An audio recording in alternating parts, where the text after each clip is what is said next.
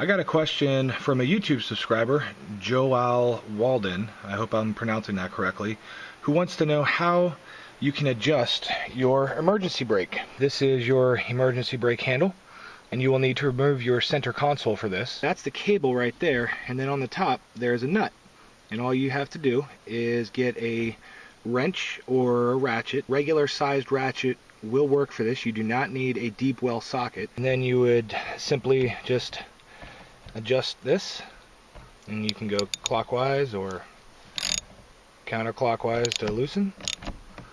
Any which way you want. I'm not going to do it because my car will roll back into my garage door, so I don't want to do that right now. That's basically as simple as it gets. And then right next to it is your brake switch. So when you pull up on your emergency brake handle, your brake light will come on in your instrument cluster. And sometimes if your brake light is on all the time, or if it doesn't work at all, it might be because that this switch has gone bad. There's a spring in here.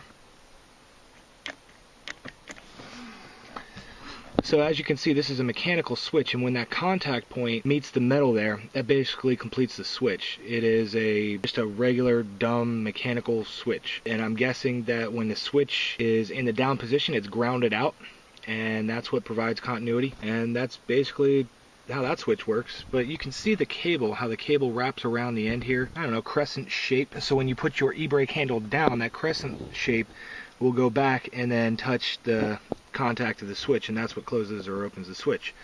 But as far as the e-brake cable is concerned, there's really not much adjustment that you can do to it other than this. That's basically all the adjustment that you can get out of it. If you need to adjust it more than this will allow, more than likely something else is going to be going wrong with your cable, and probably not on this end either. It's probably going to be on the end that's attached to your drums or your discs. In this diagram that I'm about to show you, notice that only maybe about 5 or 6 inches of this cable is what sticks up from the center console. All of the cable in this diagram that I am now showing you is underneath of the car, which means you have to get underneath the car, lift the car up, get under it, if you're going to service any part of that system.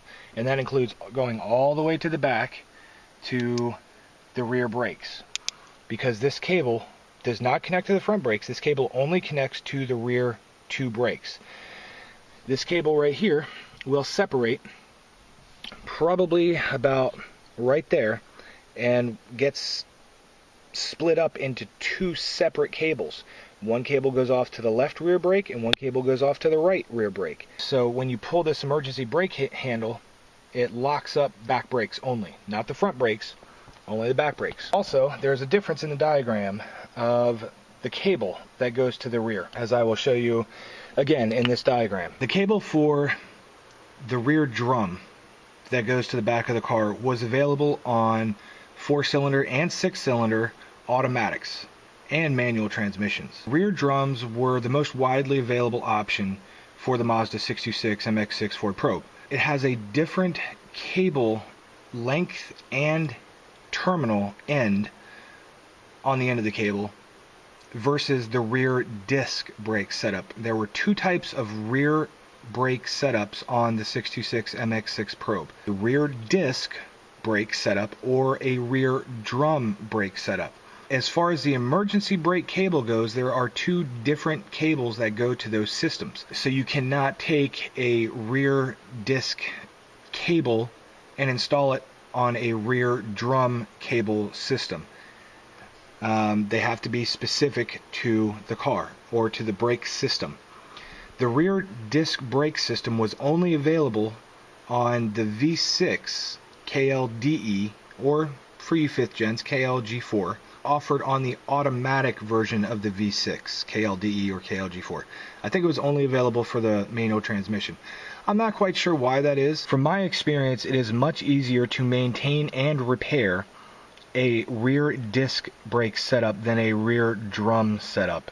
It is my personal belief that you do get more stopping power with the rear drum setup, and the emergency brake setup is much better on the rear drums than it is on the rear discs.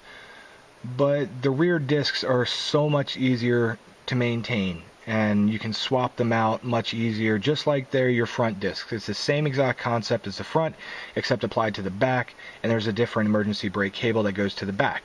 So that's about all there is to the emergency brake setup. Inside the cabin, where the emergency brake handle is, and your emergency brake cable attaches, and the adjusting nut, and the brake switch sensor, all of that is going to be the same no matter if it's a 4-cylinder or 6-cylinder, a manual or an automatic. As far as this assembly right here is concerned, it was completely the same on all versions of the 626 and MX-6. It's only when you get underneath of the car that things start to change. That was just a question that I figured I could answer really quickly. So Joel Walden, I hope that question has satisfied you, and if not, please feel free to ask me more about the system.